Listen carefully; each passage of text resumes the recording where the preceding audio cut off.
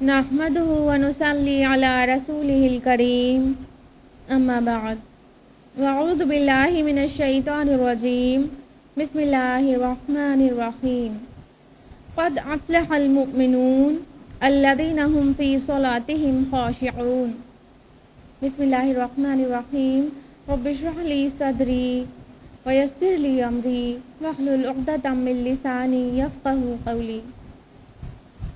عزیزی سامعات، آپ سبھی کا خلاصۂ قرآن مجید میں تہہ دل سے خیر مقدم ہے. السلام علیکم ورحمۃ اللہ وبرکاتہ. خلاصۂ قرآن میں 17 پارے مکمل ہو چکے تھے اور آج ہم لوگ 18ویں پارے کے بارے میں جانیں گے. 18واں پارہ جہاں سے شروع ہوتا ہے وہیں سے سورۃ المؤمنون شروع ہوتی ہے اور سورہ مؤمنون میں 6 رکوع اور 118 آیات ہیں اور اس کا نام مؤمنون اس لیے ہے کیونکہ پہلی ہی آیت میں قد افلح المؤمنون فقرہ ہے.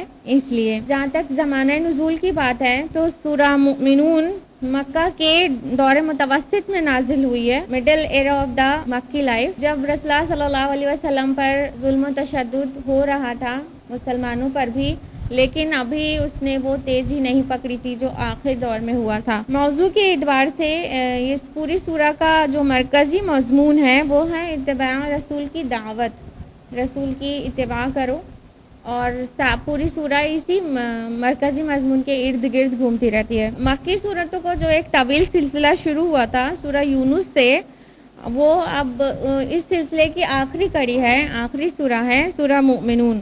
اگرچہ سورہ حج کو مکی مانا جائے کیونکہ آپ کو بتایا تھا کہ سورہ حج مکی اور مدنی میں مفسرین کا اختلاف ہے. اگر اس کو مکی سورہ مانا جائے جیسا کہ اس کا جو میجر پارٹ ہے وہ مکی نیچر کا نظر آتا ہے، تو پھر لگاتار یہ 14 مکی صورتیں ایک ساتھ اکٹھا ہیں اور حجم کے اعتبار سے یہ سب سے بڑا گروپ ہے مکی صورتوں کا.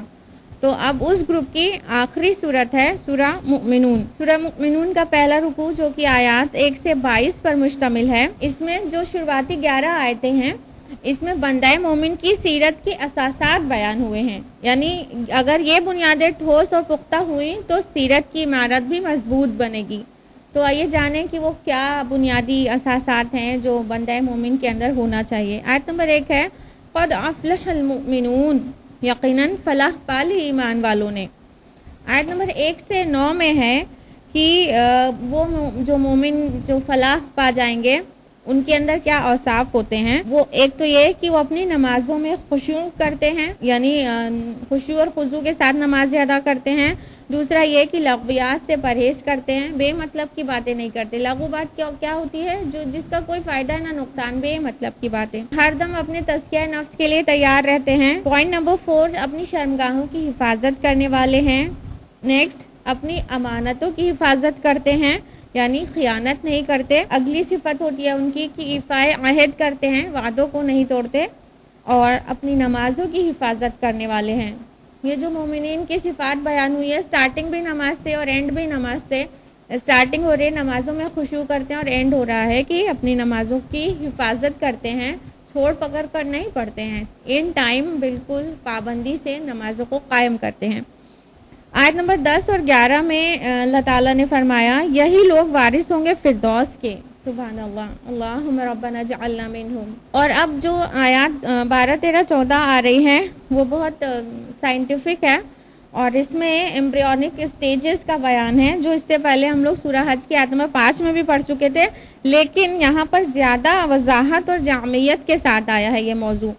آیت نمبر 12، 13 ہے اور ہم نے انسان کو مٹی کے سط سے بنایا، پھر ہم نے اسے بوند کی شکل میں ایک محفوظ ٹھکانے میں رکھا، یعنی مدرس بوم میں. آیت نمبر 14 ہے ثم خلقنا النطفة علقہ، پھر ہم نے نطفے سے علقہ بنایا. فخلقنا العلقة مضغہ، پھر ہم نے علقہ سے مضغہ بنایا.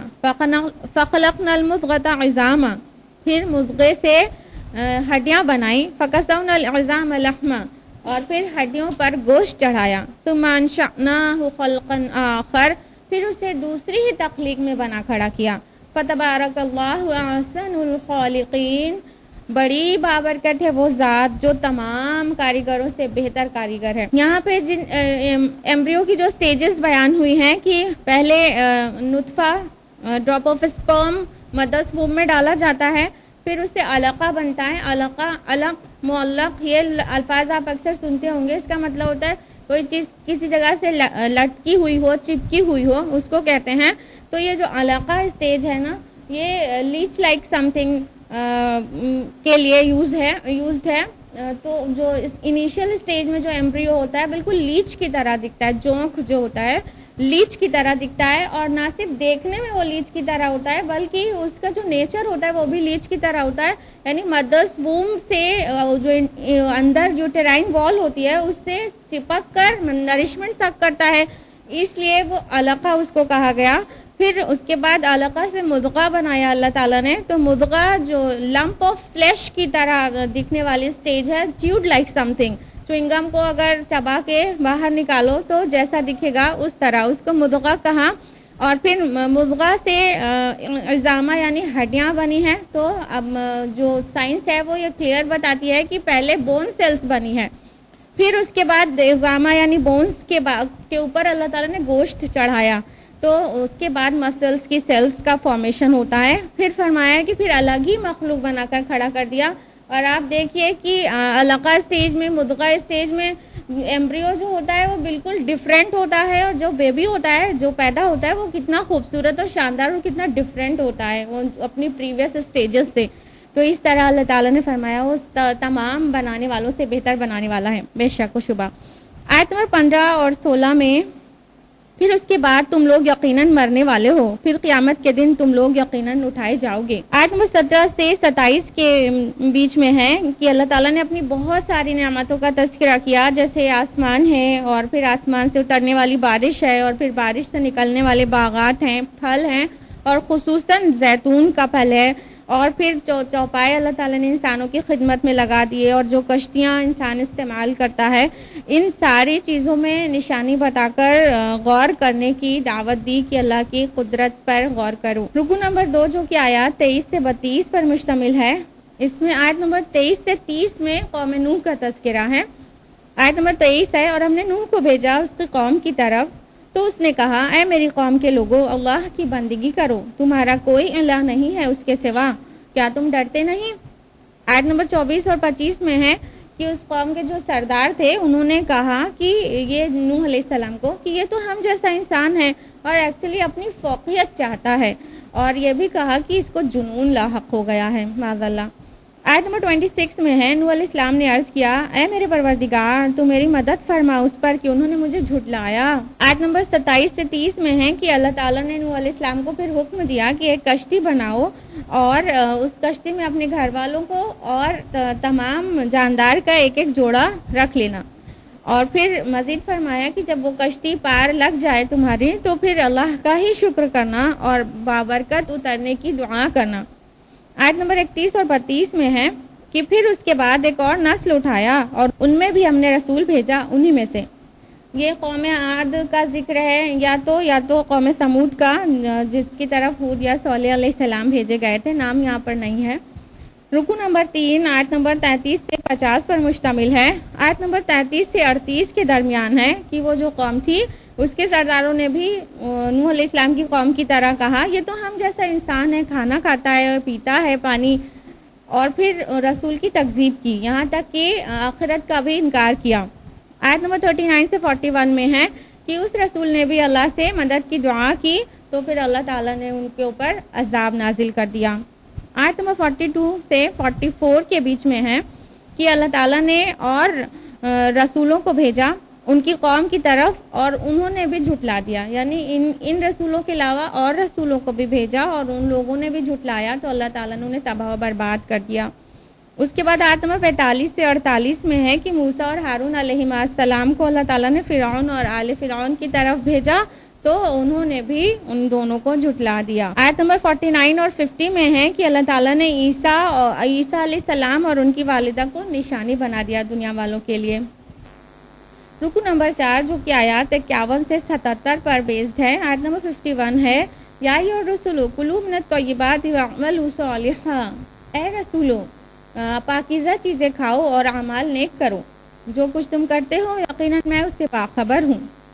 آیت نمبر 52 میں ہے اور یقیناً میں اور یقیناً یہ تمہاری امت ایک ہی امت ہے، یعنی تمام کے تمام پیغمبروں کا تعلق ایک ہی امت یا ایک ہی جماعت سے ہے۔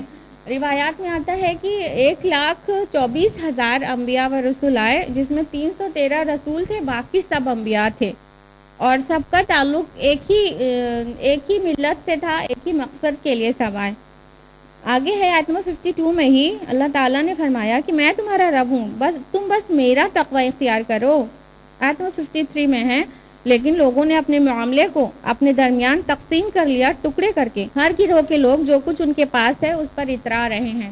یعنی کہ اللہ تعالیٰ نے تو ایک ہی دین، ایک ہی ملت بنایا تھا، لیکن کچھ یہودی ہو گئے، کچھ نصرانی، اور اپنی اپنی ملت اور اپنے اپنے دین پر وہ فخر کر رہے ہیں اور اترا رہے ہیں اور خوش ہو رہے ہیں۔ اور اگر مسلمانوں کے اندر دیکھا جائے تو یہاں پہ بھی وہی ہے کہ اللہ تعالیٰ نے تو ایک ہی دین اسلام بھیجا تھا، لیکن اس میں سے اندر سے ڈیوائیڈ ہو گئے، اور ہر انسان جس فرقے سے تعلق رکھتا ہے اپنے کو صحیح سمجھ رہا ہوتا ہے اور وہ اس پہ اترا رہا ہوتا ہے۔ آیت نمبر 54 سے 56 میں ہے کہ اللہ تعالیٰ نے جو کفار کو مال اور اولاد دی ہے تو وہ یہ نہ سمجھیں کہ اللہ تعالیٰ نے ان سے بھلائی میں جلدی کی ہے، ان کے ساتھ بھلائی کا معاملہ کر رہے ہیں۔ آیت 57 سے 61 میں ہے کہ جو لوگ ایمان لاتے ہیں اور شرک سے بچنے والے ہیں، جو اللہ کی راہ میں خرچ کرنے والے ہیں، یہی لوگ ہیں جو سبقت کرنے والے ہیں۔ آیت نمبر 62 میں ہے وَلَا نُكَلِّفُ نَفْسًا إِلَّا وُسْعَهَا، اور ہم نہیں ذمہ دار ٹھہرائیں گے کسی جان کو مگر اس کی استطاعت کے مطابق۔ یہ آیت بار بار ریپیٹ ہوتی ہے، غور کریے گا۔ آیت نمبر 63 سے 68 میں ہے کہ اللہ تعالیٰ نے اب حق کے ساتھ یہ کتاب نازل کر دی ہے، تو جو بھی کافر ہے، جو تکبر ہے کرنے والا ہے، وہ اس کی تکذیب کیے جا رہا ہے اور اس پہ غور نہیں کر رہا ہے۔ آیت نمبر 69 سے 74 میں ہے کہ اللہ تعالیٰ نے ان کے درمیان حق کے ساتھ ایک رسول بھی بھیج دیا ہے جس کو وہ پہچانتے تھے، ان کے درمیان رہ چکا تھا، لیکن پھر بھی انہوں نے کہہ دیا اس کو تو جنون لاحق ہو گیا ہے، جبکہ آپ ان کے پاس حق لے کر آئے تھے، لیکن اکثروں کو حق بات بری لگتی ہے، کڑوی لگتی ہے۔ اس طرح عقل کے اندھوں نے سیدھے راستے سے انحراف کیا۔ آیت نمبر 75 سے 77 میں ہے کہ مکہ میں جو قحط پڑا تھا، مکی زندگی کے دور متوسط میں، اس قحط کا ذکر ہے، اور اس کی حکمت اس سے پہلے بھی بیان کی جا چکی ہے کہ جب بھی اللہ تعالیٰ کوئی عذاب، بڑا عذاب ڈالنا چاہتا ہے تو اس سے پہلے کوئی مصیبت میں مبتلا کر دیتا ہے تاکہ انسان جو ہے مشکلات میں گڑ گڑائے اور اللہ کی طرف پلٹے۔ آسائشیں انسان کو بھلا دیتی ہیں رب کو، لیکن مشکلیں پھر سے رجوع کرنے کو کہتی ہیں۔ تو ایک قحط میں مبتلا کر دیا تھا اللہ تعالیٰ نے مکہ والوں کو، اسی قحط کا ذکر ہے کہ اس لیے تاکہ وہ رجوع کریں، اس کے باوجود بھی انہوں نے عاجزی اختیار نہ کی۔ رکو نمبر 5 آیات 78 سے 92 پر مشتمل ہے۔ آیت نمبر 78 ہے وَهُوَ الَّذِي أَنشَأَ لَكُمُ السَّمْعَ وَالْأَبْصَارَ وَالْأَفْئِدَةَ قَلِيلًا مَا تَشْكُرُونَ، جس نے بنایا تمہارے کان اور آنکھیں اور تمہاری عقلیں، اور بہت کم شکر کرتے ہو۔ غور کرنے کی جو بات ہے وہ یہ کہ آخرت میں جو پیش آنے والی ہیں وہ ساری چیزیں انسان اپنی عقل سے بھی اس کو ویریفائی کر سکتا ہے۔ تو آنکھوں سے دیکھو، کان سے سنو، اور عقل لگا کر اس کا سولوشن نکالو۔ آیت نمبر 79 سے 83 میں ہے کہ آخرت کے دلائل دیے گئے ہیں اور مشرکین کو کا رسپانس ریکارڈ کیا گیا ہے۔ وہ کہتے تھے یہ کچھ نہیں مگر اگلے لوگوں کے افسانے ہیں، یعنی جب انہیں کہا جاتا تھا کہ تمہاری موت کے بعد پھر سے تم زندہ کیے جاؤ گے، حساب و کتاب ہوگا، تو وہ کہہ دیتے تھے کہ یہ تو اگلے لوگوں کے افسانے ہیں۔ 84 سے 89 میں دعوت توحید ہے کہ کائنات کی ہر چیز کا خالق اور مالک کون ہے، پوچھو ان سے۔ تو وہ مشرکین کا جواب ریکارڈڈ ہے کہ وہ کہیں گے اللہ۔ تو پھر کہو کہ ڈرتے نہیں، یعنی جو مشرکین مکہ تھے وہ اللہ سبحانہ و تعالیٰ کو اپنا خالق اور مالک جانتے تھے، وہ کائنات میں جو بھی چیز بنی ہے اور جو تدبیریں کر رہا ہے وہ اللہ کر رہا ہے، وہ یہ بات مانتے تھے، لیکن پھر بھی اوروں کی عبادت کو اللہ کے برابر کر دیتے تھے۔ آیت نمبر 90 سے 92 میں ہے کہ شرک بالکل باطل چیز ہے اور وہ اپنے آپ میں واضح ہے کہ وہ حق نہیں ہے۔ رکو نمبر 6 آیات 93 سے 118 پہ بیسڈ ہے۔ آیت نمبر 93-94 میں ہے کہ اے نبی آپ دعا کیجئے، اے میرے پروردگار اگر تم مجھے وہ عذاب دکھائے جس کی انہیں دھمکی دی جا رہی ہے تو اے پروردگار مجھے ان ظالم لوگوں میں شامل نہ کرنا۔ یعنی اللہ کے رسول سے کہا جا رہا ہے کہ اس عذاب سے آپ پناہ مانگیے کہ آپ اس میں شامل رہیں. تو جب اللہ کے رسول کو یہ بات کہی جا رہی ہے تو ہم میں سے ہر ایک کے لیے کتنا اہم ہے کہ ہم کو اللہ کے عذاب سے پناہ مانگتے رہنا چاہیے. آیت نمبر 96 ہے ادفع بالتی ہی احسن السیئہ، آپ مقابلہ کیجئے برائی کا اچھائی کے ساتھ. یہ بہترین طریقہ ہے برائی سے نپٹنے کا. آیت نمبر 97-98 میں ہے کہ شیطان سے پناہ مانگنے کی دعا سکھائی گئی ہے ان آیات میں دونوں. آیت نمبر 101 سے 106 میں قیامت اور حساب و کتاب کا تذکرہ ہے. آیت نمبر 107 میں ہے کہ کفار عذاب میں جب ڈالے جائیں گے تو اس کے بعد کہیں گے اے ہمارے رب ہمیں یہاں سے نکال دے، اگر ہم دوبارہ یہی کریں تو پھر ہم واقعی ظالم ہوں گے. لیکن آیت نمبر 108 میں ہے کہ ان کی پکار رد کر دی جائے گی. یہ حسرت کا دن ہوگا، وہ کہیں گے اللہ ایک موقع دے دیجئے، ایک موقع دے دیجئے، اب کی بار ہم نے ایسا کیا تو ہم واقعی ظالم ہوں گے، لیکن کوئی موقع نہیں دیا جائے گا. آیت نمبر 109 میں مومنین کے لیے دعا ہے ربنا آمنا فاغفر لنا ورحمنا وانت خیر الراحمین. اے ہمارے رب ہم ایمان لے آئے، بس آپ ہمیں بخش دیجئے اور ہم پر رحم کیجئے، اور آپ تمام رحم کرنے والوں سے بہتر رحم کرنے والے ہیں بے شک. آیت نمبر 113 میں ہے کہ روز قیامت لوگ کہیں گے ہم تو رہے ہیں دنیا میں بس ایک دن یا دن کا کچھ حصہ، تو آپ پوچھ لیں حساب کتاب والوں سے. تو اللہ تعالیٰ جواب دے گا. آیت نمبر 114 تم لوگ نہیں رہے ہو مگر بہت تھوڑا ہی عرصہ، کاش کہ تم جانتے ہوتے. سوچیے جب ہم روز قیامت یہ کہنے والے ہیں اور آپ کو دیکھ کر کہ ہم ایک دن یا ایک دن کا کچھ وقفہ رہے ہیں، تو ابھی سے ہم کیوں نہیں اس بات پہ یقین کرتے اور اس دنیا کی زندگی پہ کیوں ہمارے بیٹے جاتے ہیں. آیت نمبر 115 میں ہے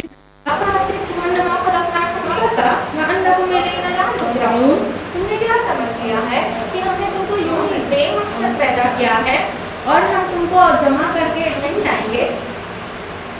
تو اللہ تعالیٰ چاہتا ہے کہ ہم اس بات پر یقین کر لیں کہ اللہ تعالیٰ نے آپ کے ساتھ بامقصد طریقے سے انسان کو پیدا کیا ہے، اور عقلی اور منطقی طور پر بہت اچھی طرح سے سمجھ لینا چاہیے کہ آخرت کے تصور کے بجائے انسانی تخلیق کا مقصد سمجھ میں آ نہیں سکتا. جب ہم آخرت پر ایمان لاتے ہیں تب مقصد حیات سمجھ میں آ سکیں گے. آخری آیت ہے آیت نمبر 118 وَقُلْ رَبِّ اغْفِرْ وَارْحَمْ وَأَنْتَ خَيْرُ الرَّاحِمِينَ، اور آپ کہیے اے رب ہم کو معاف کر دے اور ہم پر رحم کر، اور بے شک آپ تمام رحم کرنے والوں سے بہتر رحم کرنے والے ہیں. اس آیت کے ساتھ سورہ مومنون مکمل ہوتی ہے. اور اب سورہ نور جو مدنی سورہ ہے اور اس میں 9 رکوع اور 64 آیات ہیں، اور اس کا نام سورہ نور اس لیے ہے کیونکہ آیت نمبر 35 میں فقرہ ہے اللہ نور السماوات والارض، اس بحاف پہ اس کا نام سورہ نور ہے. اور یہ سورہ جو ہے وہ 6 ہجری میں نازل ہوئی ہے. یہ بہت اہم سورہ ہے معاشرتی احکام کے تعلق سے، اور یہ سورہ وہی ہے جس میں واقعہ افک ریکارڈ ہوا ہے، یعنی حضرت عائشہ رضی اللہ عنہ پر جو بہتان لگایا گیا تھا اس کی حقیقتیں بے نقاب کی گئی ہیں، اور حضرت عائشہ رضی اللہ عنہ کی بے گناہی اور پاک دامنی کو واضح کیا گیا ہے. اور اس سورہ میں پردے کے احکامات ہیں، اور اس کی جو نسبت زوجیت ہے وہ سورہ احزاب سے ہے. حجم کے اعتبار سے بھی یہ سورہ احزاب کے برابر ہی ہے، لگ بھگ 9 رکوع سورہ نور میں ہیں اور 9 رکوع سورہ احزاب میں بھی ہیں. اور 3 صورتیں ایسی ہیں جن میں خواتین کے مسائل کثرت سے بیان ہوئے ہیں، ان میں سے ایک سورہ نساء ہے، دوسری سورہ نور ہے اور تیسری سورہ احزاب ہے. تو اب ہم لوگ اس سورہ کو ڈیٹیل میں جانیں گے. رکوع نمبر 1 آیت نمبر 1 سے 10 پر مشتمل ہے. آیت نمبر 1 ہے یہ ایک عظیم سورت ہے، ہم نے اس کو نازل کیا ہے اور اس کو فرض کیا ہے، اور ہم نے اس میں بڑی روشن آیات نازل کی تاکہ تم نصیحت حاصل کرو. اتنے سارے کام ہیں ابھی پتہ چل جائے گا. آیت نمبر 2 میں ہے کہ زنا کرنے والی عورت اور زنا کرنے والے مرد دونوں میں سے ہر ایک کو 100 کوڑے مارو، اور تمہیں نہ روکے ان کے ساتھ مہربانی اللہ کے دین کے معاملے میں. یہ زنا کی سزا ہے بدکاری کی، لیکن غیر شادی شدہ انسان کے لیے، اور شادی شدہ کے لیے جو سزا ہے وہ ہے رجم، اور وہ حدیث میں آتا ہے اسٹوننگ، رجم پتھروں سے مار کے مار ڈالنا. اور غیر شادی شدہ کے لیے جو سزا ہے وہ 100 لاشز ہے، 100 کوڑے. آیت نمبر 4 ہے اور وہ لوگ جو پاک دامن عورتوں پر زنا کی تہمت لگائیں کہ نہ لا سکے 4 گواہ تو ان لوگوں کو لگاؤ 80 کوڑے اور آئندہ کبھی ان کی شہادت قبول نہ کرو. اسے حد قذف کہا جاتا ہے. یعنی کوئی پاک دامن عورت پر اتنا بڑا بہتان لگائے گا تو اسے چاہیے کہ کم سے کم 4 گواہ اس کے پاس ہونا چاہیے. اگر 4 گواہ نہ ہوں تو 3 گواہ بھی ہوں تو بھی ایسے شخص کی سزا ہے 80 کوڑے لگائے جائیں. سوچئے زنا کی سزا کے قریب تقریباً برابر سزا, تاکہ کوئی اتنی آسانی سے کسی پاک دامن عورت پر بہتان نہ لگا دے. تو 2 سزا ہے اس کی 80 کوڑے اور فیوچر میں اس کی کسی بھی معاملے میں کوئی گواہی قبول نہیں کی جاتی. آیت نمبر 6 اور 7 میں ہیں اور اگر وہ لوگ جو اپنی بیویوں پر زنا کا الزام لگائیں اور ان کے پاس اپنی ذات کے سوا کوئی گواہ نہ ہو تو ایسے ایک شخص کی گواہی یہ ہے کہ اللہ کی قسم کے ساتھ 4 بار گواہی دے کہ یقیناً وہ سچا ہے اور 5ویں بار یہ کہے کہ اللہ کی لعنت ہو اس پر اگر وہ جھوٹا ہے. اس کو اسلامی شریعت کی اصطلاح میں لعان کہتے ہیں کہ کوئی مرد اپنی بیوی کے اوپر زنا کا بہتان لگانا چاہتا ہے اور چونکہ وہ شوہر ہے گھر کے اندر کچھ ایسی چیز دیکھ لی ہے اور اس کے پاس کوئی گواہ نہیں ہے تو اس کو باہر والوں سے برابر نہیں رکھا گیا ہے. اس کا طریقہ یہ ہے کہ وہ 4 بار اللہ کی قسم کھا کر کہے کہ وہ سچ کہہ رہا ہے اپنی بیوی کے بارے میں اور 5ویں بار کہے کہ اگر وہ جھوٹ بول رہا ہے تو اس پر اللہ کی لعنت ہو. آیت نمبر 8 اور 9 میں ہے اور اس عورت سے یہ بات سزا کو ٹال سکتی ہے کہ وہ 4 دفعہ گواہی دے اللہ کی قسم کھا کر کہ وہ یقیناً جھوٹا ہے اور 5ویں دفعہ کہے کہ مجھ پر اللہ کا غضب ہو اگر وہ سچا ہے. تو عورت اگر اپنے کو بچانا چاہتی ہے سزا سے تو اس کو کیا کہنا ہوگا؟ 4 بار اللہ کی قسم کھا کر گواہی دینی ہوگی کہ اس کا شوہر جھوٹ بول رہا ہے اور بہتان لگا رہا ہے اور 5ویں بار یہ کہے کہ اگر اس کا شوہر سچ بول رہا ہے تو اللہ کا غضب ہو اس پر یعنی اس عورت پر. رکوع نمبر 2 جو کہ آیات 11 سے 20 پر مشتمل ہے اور یہ پورا رکوع واقعہ عشق پر بیسڈ ہے. واقعہ عشق جو تھا اس کو مختصر میں جان لیجیے. حضرت عائشہ رضی اللہ عنہا پر بہتان لگایا گیا تھا. ہوا کچھ یوں تھا کہ غزوہ بنو مصطلق سے واپسی میں حضرت عائشہ رضی اللہ عنہا جہاں پر قیام کیا گیا تھا تو پڑاؤ ڈالا گیا تھا وہاں پر ان کا جو ہوتش تھا ان کا کچراوا جو تھا وہ وہاں پر سے لے کر اٹھا لے گئے لوگ اور وہ بہت بری پڑتی تھی. لوگوں نے سمجھا کہ اندر ہے اور حضرت عائشہ رضی اللہ عنہا رفع حدث کے لیے کہیں دور کر گئی تھی. جب واپس آتی ہیں تو قافلہ وہاں سے نکل چکا ہوتا ہے. یہ غزوہ بنو مصطلق سے واپسی کا معاملہ ہے. تو حضرت عائشہ رضی اللہ عنہ بالکل اکیلے وہیں پر ٹھہری رہتی ہیں اور پہلے کا ایک طریقہ تھا کہ کوئی بھی قافلہ چلتا تھا تو اس کے کچھ دوری پر ایک شخص کو چھوڑا جاتا تھا پیچھے پیچھے قافلے کے چلنے کے لیے تاکہ جہاں کہیں پڑاؤ ڈالا جائے وہاں پہ کوئی چیز رہ جائے تو وہ اسے سمیٹ کر لا سکے. تو اس کام کے لیے صفوان بن معطل رضی اللہ عنہ کو اپوائنٹ کیا گیا تھا. تو جب قافلہ آگے جا چکا تھا اور حضرت صفوان رضی اللہ عنہ جو قافلے کے پیچھے چل رہے تھے جب انہوں نے حضرت عائشہ رضی اللہ عنہ کو دیکھا تو انا للہ و انا الیہ راجعون پڑھا. ان کی نیند سو چکی تھی اور سونے کے بعد ان کا چہرہ کھل گیا تھا اور جب تک پردے کا حکم نازل نہیں ہوا تھا تب حضرت صفوان نے حضرت عائشہ کو دیکھا تھا اس لیے پہچان گئے تھے. انہوں نے انا للہ پڑھا. حضرت عائشہ کی آنکھ کھل گئی. انہوں نے اپنے کو کور کیا اور بس اونٹ پیش کر دیا. اونٹ پر سوار ہوئی اور حضرت صفوان اس کی نکیل پکڑ کر آ کر قافلے سے مل گئے. جیسے ہی منافقین مدینہ نے یہ دیکھا کہ حضرت عائشہ رضی اللہ عنہ حضرت صفوان کے ساتھ آ رہی ہیں تو بہت بڑا طوفان کھڑا کر دیا اور اس میں جو لیڈر تھا اس کام کا وہ تھا عبداللہ بن ابی جو رئیس المنافقین ہے اور کئی منافقوں کا گروپ تھا جنہوں نے کہا کہ یہ پاک دامن واپس نہیں لوٹی ہیں معاذ اللہ. اس کے بعد یہ ٹائم حضرت عائشہ اور رسول اللہ صلی اللہ علیہ وسلم کے لیے خود بھی بہت ہی تکلیف دہ گزرا. پھر اللہ تعالیٰ نے یہ سورہ نور کی آیات نازل فرما دی. آیت نمبر 11 سے 20 پورا حضرت عائشہ رضی اللہ عنہ کے اوپر بیسڈ ہے, ان کے اوپر جو بہتان لگایا گیا تھا. تو آیت نمبر 11 ہے جو لوگ یہ بہتان گڑھ لائے ہیں یہ تمہیں میں سے ایک گروہ ہیں, اسے تم اپنے لیے برا نہ سمجھو یہ تمہارے لیے خیر ہی ہے. یعنی کہ حضرت عائشہ کو اتنا بڑا بہتان لگایا گیا لیکن اسی کی وجہ سے کتنے سارے احکام اور قوانین کا ذریعہ بن گیا وہ معاملہ. آیت نمبر 13 ہے کیوں نہیں وہ لے کر آئے اس کا 4 گواہ 15 में, इससे पहले 4 हिजरी में ये हुक्म नाजिल हो चुका था कि 4 गवाह लेकर आए किसी के ऊपर इतना बड़ा बुहतान लगाना है तो 4 गवाह अल्लाह ताला कह रहे हैं क्यों नहीं लेकर आए, क्यों मुंह दर मुंह बातें आगे फॉरवर्ड होती चली गई। आयत नंबर 15 में है, और तुम इसे मामूली समझ रहे थे जबकि अल्लाह के नज़दीक ये बहुत बड़ी बात थी। आयत नंबर 19 में है, बेशक जो लोग चाहते हैं कि अहले ईमान में बेहयाई का चर्चा हो उनके लिए दुनिया और आखिरत में दर्दनाक अजाब है। अब देखिए ये जो वजह बनते हैं मोमिनीन के दरमियान बेहयाई फैलाने के, उनके लिए दुनिया और आखिरत का दर्दनाक अजाब की वईद सुनाई गई है। और आज हमारी सोसाइटी में ये जो पूरी फिल्म इंडस्ट्री है और ये जो पूरा सिनेमा है और स्मॉल स्क्रीन इवेंट सब बेहयाई फैलाने के ज़राए हैं, तो जो लोग इसको फैला रहे हैं उनको दर्दनाक अजाब की वईद है। रुकू नंबर 3 आयत 21 से 26 पर मुश्तमिल है। आयत नंबर 21 है, ऐ अहले ईमान शैतान के नक्श कदम की पैरवी ना करो, और जो शैतान के नक्श कदम की पैरवी करेगा तो शैतान उसे बेहयाई और बुराई का हुक्म देगा। आयत नंबर 22 है कि और कसम ना खा लें तुम में से फजीलत और कुशादगी वाले लोग उस पर कि वो दें क़राबतदारों को, मसाकीन को, महाजरीन को और अल्लाह की राह में। वलियअफ़ू वलियस्फ़हू, और उन्हें चाहिए कि माफ़ कर दिया करें और दरगुजर से काम लें। अल्लाह तुहिब्बूना अन यग़फ़िरल्लाहु लकुम, क्या तुम ये नहीं चाहते कि तुम्हारा अल्लाह तुम्हारे गुनाह माफ़ कर दे।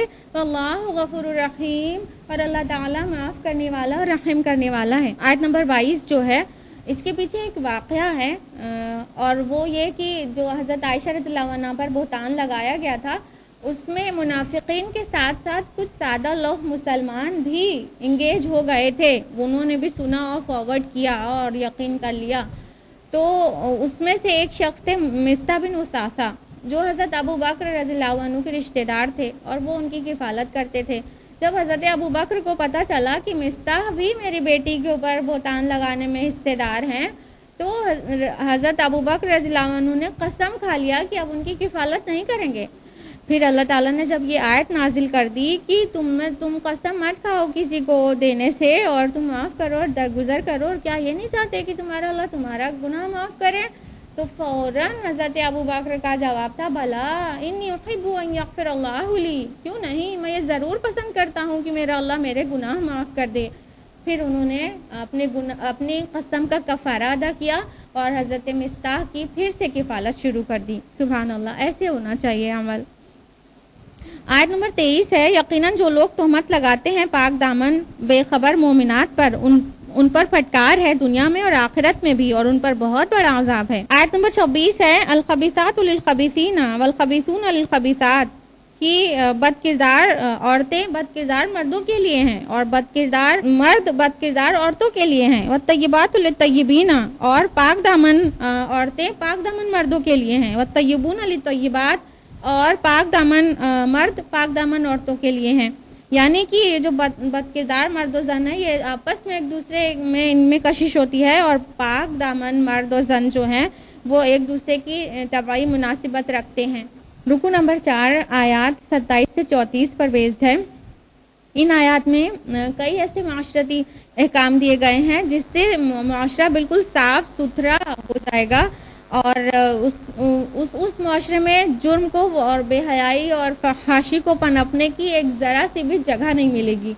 अगर ये जो रूल्स अल्लाह ताला ने बना दिए हैं, अगर इन अहकाम को माना जाए, फॉलो किया जाए तो। और इस्लाम ने जो औरत मर्द के अंदर जिनसी कशिश है, जो अट्रैक्शन है, नेचुरल चीज़ है, उसके लिए एक सेक्स डिसिप्लिन मेंटेन किया है, जेंडर डिसिप्लिन मेंटेन किया है। उसके बगैर कोई भी माशरा पुरअमन नहीं रह सकता और क्राइम फ्री नहीं रह सकता है। आयत नंबर 27 में हुक्म है, जाज़त तदना ला तदखुलू बुयूतन गैर बुयूतिकुम हत्ता तस्तानिसू व तुसल्लिमू अला आलिहा। ऐ ईमान वालो, तुम अपने घरों के अलावा किसी के घरों में दाखिल ना हुआ करो जब तक कि तुम उन पर सलाम ना कर लो और उनसे इजाज़त ना ले लो। यानी कि किसी के घर में बगैर इजाज़त जाने की परमिशन नहीं है इस्लाम में। ये जो तरीक़ा है, पड़ोसी हैं और बहुत सारे दूर दराज के रिश्तेदार हैं, दरवाज़ा खुला देखा और अंदर चले आए, ये बिल्कुल गैर इस्लामी है। अल्लाह ताला ने ये तरीक़ा बनाया है क्योंकि नॉक करना चाहिए। सलाम करने से यही मुराद है कि पता चल जाए कि कोई अंदर आना चाहता है और अंदर वाला इजाज़त दे दे कि आ जाए, क्योंकि ख़वातीन घर के अंदर पूरी बाहिजाब तो रह नहीं सकती हैं, تو وہ کس انداز میں اور کہاں پر ہیں اس سے بہت فرق پڑتا ہے کہ کوئی باہر سے اچانک آ جائے تو اجازت لے کے آ جائے گا تو خواتین پردے میں چلی جائیں گی۔ آیت نمبر 28 میں ہے، پھر اگر تم گھر میں کسی کو موجود نہ پاؤ تو اس میں داخل نہ ہو یہاں تک کہ تمہیں اجازت دے دی جائے، یعنی جو گھر خالی پڑے اس میں بھی بغیر اجازت جانے کی اجازت نہیں ہے، اور اگر تم سے کہا جائے لوٹ جاؤ تو تم لوٹ جایا کرو، یعنی اگر کسی گھر والے کسی وجہ سے کہہ رہے ہیں کہ نہیں بعد میں آ جائیے گا تو بغیر برا مانے لوٹ جانا چاہیے ایک مسلمان کو۔ اگر ایک خاتون اکیلی ہے اور کوئی نامحرم میں اندر آنے چاہ رہا ہے تو یہی تو کہے گی اور یہی کہنا چاہیے کہ میرے شوہر اس وقت نہیں ہے آپ بعد میں آ جائیے، تو ایسے میں بالکل بڑے شوق سے لوٹ جانا چاہیے اور بالکل برا نہیں ماننا چاہیے۔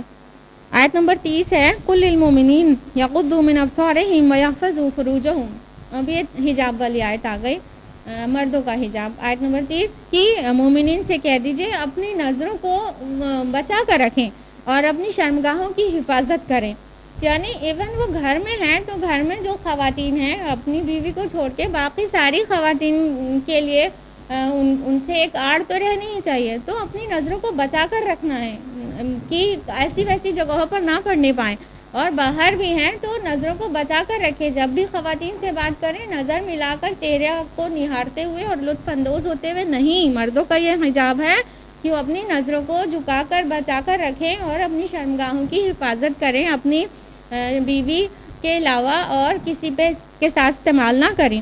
آیت نمبر 31 میں ہے خواتین کا حجاب، وَقُلْ لِلْمُؤْمِنَاتِ يَغْضُضْنَ مِنْ أَبْصَارِهِنَّ وَيَحْفَظْنَ فُرُوجَهُنَّ کہ مومنات سے کہہ دیجئے، مومنوں کی عورتوں سے کہہ دیجئے کہ وہ بھی اپنی نظروں کو بچا کر رکھیں اور اپنی شرمگاہوں کی حفاظت کریں، وَلَا يُبْدِينَ زِينَتَهُنَّ إِلَّا مَا ظَهَرَ مِنْهَا، اور اپنی زینت کو ظاہر نہ کریں سوائے اس کے جو کھلی چیز ہے۔ تو خواتین کو بھی یہ کہا گیا کہ اپنی نظروں کو بچا کر رکھیں، یعنی ٹک ٹکی باندھ کر مردوں کو دیکھ کر بات نہ کیا جائے، بلکہ کوئی انٹریکشن ہے تو نظروں کو جھکا کر بچا کر بات کیا جائے، کیونکہ نظر ہی وہ پہلی وجہ بنتی ہے جو فتنے کی جڑ بنیاد ہے۔ تو جب انسان ایک دوسرے کو دیکھ کر لطف اندوز ہوگا پھر شیطان کو جگہ مل جائے گی داخل ہونے کی، تو اس لیے اپنی نظروں کو بچا کر رکھنا چاہیے، نامحرم کو اس طرح لطف اندوز ہو کے دیکھنا نہیں چاہیے، اور کہا کہ اپنی زینت کو ظاہر نہ کریں سوائے اس کی جو کھلی چیز ہے، تو اپنی آرائش کو اپنی بیوٹی کو بالکل کور کر کے رکھیں۔ اور کچھ محرم لوگوں کی یہاں پر لسٹ ہے آیت نمبر 31 میں آگے کی طرف، ان کی ڈیٹیلز آپ سن لیجئے۔ ایک تو شوہر ہو گیا، شوہر تو خیر حلال ہے لیکن بیوٹیفیکیشن کس کے سامنے ظاہر ہو سکتا ہے ان کی لسٹ ہے، پہلے نمبر پہ شوہر ہے، پھر والد ہے، پھر شوہر کے والد یعنی سسر، اور اس کے بعد بیٹے یا شوہر کے بیٹے۔ شوہر کے بیٹے سے مراد ہے کہ شوہر کی کسی اور بیوی سے جو بیٹا ہوگا وہ بھی محرم ہے، نامحرم نہیں ہے وہ، اور بھائی، بھتیجے، بھانجے، اور اپنی جان پہچان کی عورتوں سے بھی پردہ ہے، غیر عورتوں سے پردہ ہے، یاد رکھیے گا، جو بالکل غیر لوگ ہوں ان کے سامنے حجاب نہیں ہونا چاہیے۔ اس کی بھی حکمت ہے کہ جس پہ آپ کو بھروسہ نہیں ہے وہ آپ کی بیوٹی پتہ نہیں کس غیر مرد کے سامنے کھولے، وہ آپ کی بیوٹیفیکیشن کے بارے میں بتائے تو گویا اس نے آپ کو دیکھ لیا، تو اس لیے اپنی عورتوں کے سامنے خالی بیوٹیفیکیشن ایکسپوز ہو سکتا ہے، باقی غیر عورتوں سے بھی پردہ ہے، اور لونڈیوں سے، اور ایسے زیر دست مرد جو اس طرح کی کوئی غرض نہیں رکھتے، یعنی جو خستی ہوں، ان کو کوئی اٹریکشن اور سیکس فیلنگ نہ ہو، ان عورتوں سے، ان مردوں سے کے سامنے اجازت ہے، اور وہ لڑکے جو ابھی عورتوں کی مخفی معاملات سے واقف نہ ہوں، یعنی لڑکے وہ ہوں جو بچہ یہاں پہ نہیں کہا گیا، ایج نہیں بتائی گئی، یہاں پہ کنڈیشن لگائی گئی کہ ابھی خواتین کی جو پوشیدہ چیزوں سے واقف نہیں ہیں وہ، اور اس کے آگے آیت نمبر 31 میں ہی ہے کہ اور اپنے پاؤں زمین پر مار کر نہ چلیں کہ اس سے وہ جو زینت چھپاتی ہیں وہ ظاہر ہو جائے، یعنی کہ جو پازیب وغیرہ پہنی ہے، گھنگرو، کچھ اس طرح کی چیزیں، تو جو زیور بجنے والے ہیں وہ ویسے تو پہننا ہی نہیں چاہیے، لیکن چال میں ایسی چیز نہیں ہونا چاہیے کہ زیورات یا کوئی بھی آرائش کے کسی سامان کی آواز ہو جس سے اٹریکشن پیدا ہو، جیسے کانچ کی چوڑیاں ہوتی ہیں، اور اگر کھنکھناتی ہوئی چوڑیوں کے ساتھ راستے سے گزرا جائے گا تو وہ بیچارہ شریف بھی ہوگا تو لام محلہ بھی سے ہو کر دیکھ سکتا ہے، اس لیے ایسی بجنے والے زیور پہننا ہی نہیں چاہیے، اور اگر کچھ ایسا پہن رکھا ہے تو ایسے آہستہ سے چلنا چاہیے کہ وہ اس کی آواز باہر تک نہیں آنا چاہیے. یہ بھی حجاب کے اندر شامل ہے. آیت نمبر 31 میں ہی ہے. آیت نمبر 32 میں ہے کہ اور نکاح کر دیا کرو بیواؤں کا اپنے میں سے. یعنی جو وڈوور میرجز ہیں یہ اور کئی مذاہب میں بالکل مانیت تھی اس کی، لیکن اللہ تعالیٰ نے اس کو بالکل جائز رکھا ہے کہ کوئی بیوہ ہو اس کا نکاح ہو جانا چاہیے. غلاموں میں سے یا کسی میں سے بھی ان کا دوبارہ نکاح کرا دیا کرو. آیت نمبر 33 ہے تو بچائے رکھیں وہ لوگ جو نکاح کی قدرت نہ پائیں. یعنی جو لوگ نکاح کرنے کی پوزیشن میں ہیں ہی نہیں تو ان لوگوں کو چاہیے کہ وہ اپنی پاک دامنی کو سلامت رکھیں. رکو نمبر 5 جو کہ آیات 35 سے 40 پر مشتمل ہے اور اس میں 3 گروہوں کا ذکر کیا گیا ہے. سب سے پہلا گروہ مومنین صادقین کا ذکر ہے. ان کی مثال بیان کی گئی ہے. بہت بڑی اور بہت عظیم آیت ہے. آیت نمبر 35 اللہ نور السماوات والارض، اللہ نور ہے زمین اور آسمان کا. مثل نور ہی کا مشکات، اس کے نور کی مثال ایسی ہے جیسے ایک طاق. فیہا مصباح، اس طاق میں ایک روشن چراغ ہے. المصباح فی زجاجہ، وہ چراغ شیشے کے فانوس میں ہے. الزجاجہ کأنہا کوکب دری، وہ شیشہ ایک چمکدار ستارے کی مانند ہے. اور وہ چراغ جلایا جاتا ہے زیتون کے ایک مبارک درخت سے جو نہ شرقی ہے نہ غربی. یہاں پہ جو کہا کہ مثل نور ہی کا مشکات، اس کی نور کی مثال طاق کی سی ہے، تو یہاں نور سے مراد نور ایمان ہے اور سینے کو یہاں پر طاق کہا گیا ہے اور دل کو چراغ کہا گیا ہے. کہ جو مومن کا جو سینہ ہوتا ہے وہ ایک طاق کی طرح ہے اور اس کے اوپر اس کا جو دل ہے وہ چراغ کی مانند روشنی دے رہا ہے. اور وہ ہے بھی ایسی جگہ پر جو بالکل شیشے کی طرح صاف شفاف ہے. یعنی جو مومن ہوتا ہے اس کا دل اور اس کی روح اتنی پاک صاف اور شفاف ہوتی ہے اور اس کے اوپر اس میں جو تیل ہے وہ زیتون کا ہے، وہ بھی عمدہ قسم کے زیتون کا. اس کا مطلب کہ جو اس کے پاس وحی آتی ہے تو وہ بہت آسانی سے اسے پہچان جاتا ہے اور بہت آرام سے اس کی اتباع کرتا ہے. تو وہ وحی کے آتے ہی ہدایت قبول کر لیتا ہے. آگے ہے قریب ہے کہ اس کا روغن خود بخود روشن ہو جائے چاہے اسے آگ نے ابھی چھوا بھی نہ ہو. یعنی کہ جو ہدایت ہے وہ اتنا مطلب تیار رہتا ہے حضرت ابوبکر کی طرح کہ بس ملا اور ایکسیپٹ کر لیا، اسی لیے ان کا لقب صدیق ہے. تو اس طرح ان کے بارے میں جو مومنین کی مثال دی گئی اس کے لیے آگے کہا نور علی نور، کی روشنی کے اوپر روشنی. تو فطرت انسانی کے اندر اللہ تعالیٰ کی معرفت اور اس پر ایمان کی جو کیفیت ہے وہ پیدائشی طور پر موجود ہے اور مومنین اس سے فائدہ اٹھا لیتے ہیں. آیت نمبر 36 سے 38 میں ان مومنین صادقین کے اعمال اور عادات کا تذکرہ ہے کہ وہ کرتے کیا ہیں. اس کے بعد دوسرے گروہ کا ذکر ہے جو حقیقی ایمان سے تو محروم ہے لیکن دوسروں کو دکھانے کے لیے نیکیوں کے کچھ کام کر دیا کرتے ہیں. ان کی مثال ایسی ہے. آیت نمبر 39 اور جو کافر ہیں ان کے اعمال ایسے ہیں جیسے سراب یعنی چمکتی ہوئی ریت، کسی چٹیل میدان میں پیاسا اسے پانی سمجھتا ہے یہاں تک کہ جب وہ اس کے پاس آیا تو اس نے وہاں کچھ نہ پایا، البتہ اس نے اس کے پاس اللہ کو پایا تو اس نے پورا چکا دیا اس کا حساب. یعنی جو لوگوں کے پاس پختہ ایمان نہیں ہے اور نیت ثابت نہیں ہے، دکھاوے والا عمل ہے، تو ان کے اعمال کی مثال ایک سراب کی سی، ایک چمکیلی ریت کی سی ہے. جب ڈیزرٹ میں کوئی بہت پیاسا ہو اور پھر سامنے سے دیکھتا ہے جو ریت چمکتی ہوئی نظر آتی ہے تو سمجھتا ہے پانی ہے، اور جب وہاں پہنچتا ہے تو کہیں پانی وانی نہیں ہوتا. تو اس طرح ایسے انسان کی مثال وہ جو نیکی کا کام کرتا تو ہے لیکن خالص نہیں ہے اس کی نیت، تو وہ سراب کی سی اس کی مثال دی گئی ہے کہ وہ تو چمکیلی ریت کی طرح دھوکہ کھا جاتا ہے اور جب اپنے رب کے پاس جائے گا تو اس کے ہاتھ کچھ نہیں لگے گا. آیت نمبر 40 میں تیسرے گروہ کا ذکر ہے جو خالص دنیا پرست ہے، بالکل مادہ پرست، دنیا پرست اور خواہشات کی پیروی کرنے والا.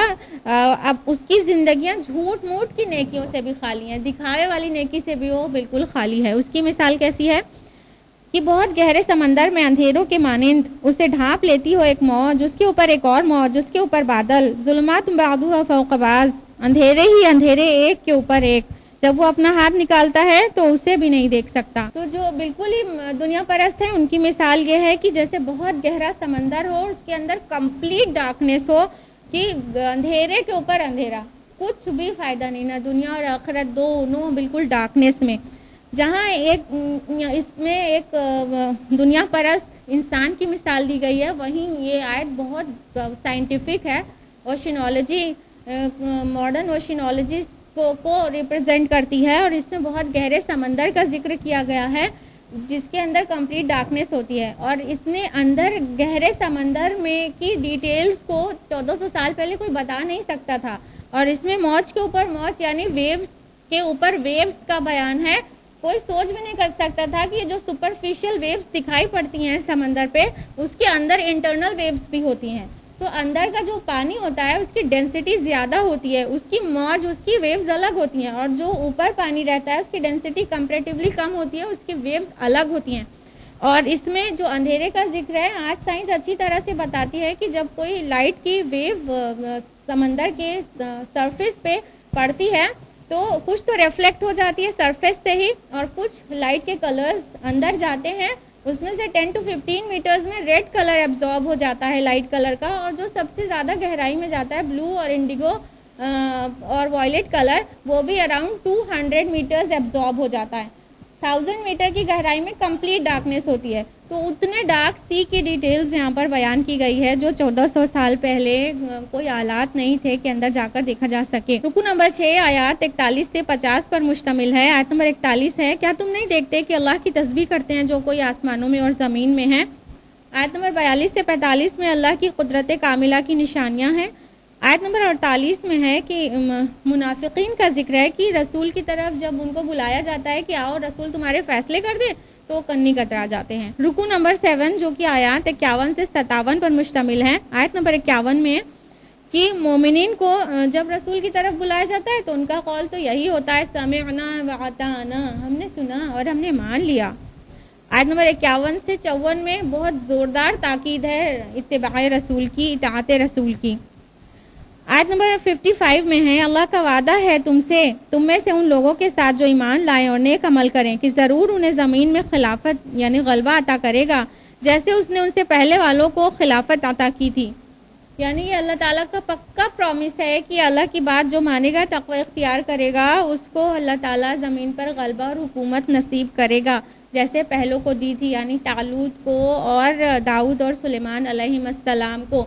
اور اگر ہم لوگ اپنے پہلے سے دیکھیں تو ہم لوگوں کو شاید کہنا چاہیے کہ ابو بکر، عمر، عثمان، علی رضی اللہ عنہم کو، تو حق پر چلو، اللہ تعالیٰ ضرور غلبہ دے گا۔ رکو نمبر 8 آیات 58 سے 61 پر مشتمل ہے، اور پھر آخر کے 2 رکو میں کچھ معاشرتی اور سماجی ہدایات ہیں۔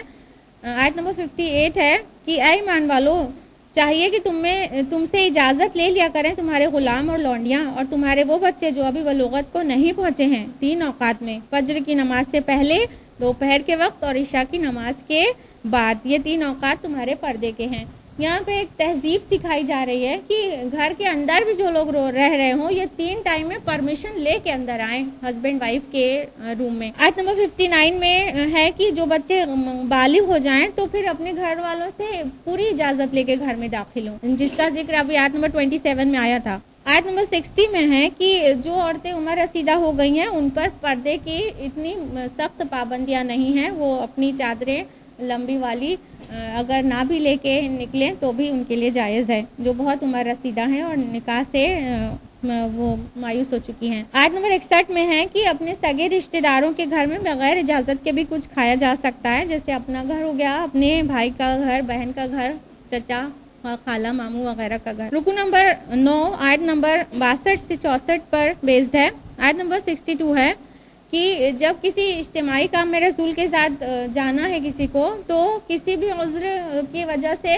جماعت سے الگ ہونا ہے تو اجازت لیے بغیر الگ نہیں ہونا چاہیے، اجازت لے کے الگ ہونا چاہیے، اور رسول کے ساتھ ہیں تو رسول، اور کسی امیر کے ساتھ ہے تو امیر سے اجازت لے کے گروپ سے الگ کہیں جانا چاہیے۔ آیت نمبر 63 میں ہے کہ تم لوگ رسول کے بلانے کو ایسا بلانا نہ سمجھو جیسا آپس میں ایک دوسرے کو بلانا سمجھتے ہو، یعنی جب رسول جہاد کے لیے بلائے تو بہت بڑی اور سخت اور بہت اہم بات ہو جاتی ہے۔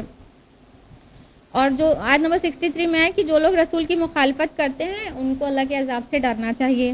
آیت نمبر 64 جو کہ آخری آیت ہے اس میں ہے، اور جس دن یہ لوٹائے جائیں گے ان کی طرف تو وہ انہیں جتلا دے گا جو کچھ بھی عمل انہوں نے کیے ہوں گے، اور اللہ ہر چیز کا علم رکھنے والا ہے. اور اس کے ساتھ ہی سورہ نور مکمل ہوتی ہے، اور اس کے بعد سورہ فرقان ہے، اور سورہ فرقان کے صرف 2 ہی رکوع ہیں اس پارے میں، 18ویں پارے میں. تو ہم لوگ انشاءاللہ سورہ فرقان کو 19ویں پارے میں پورا ایک ساتھ جانیں گے. آج کے لیے اتنا ہی. ربنا تقبل منا انک انت السمیع العلیم. والسلام علیکم ورحمۃ اللہ وبرکاتہ.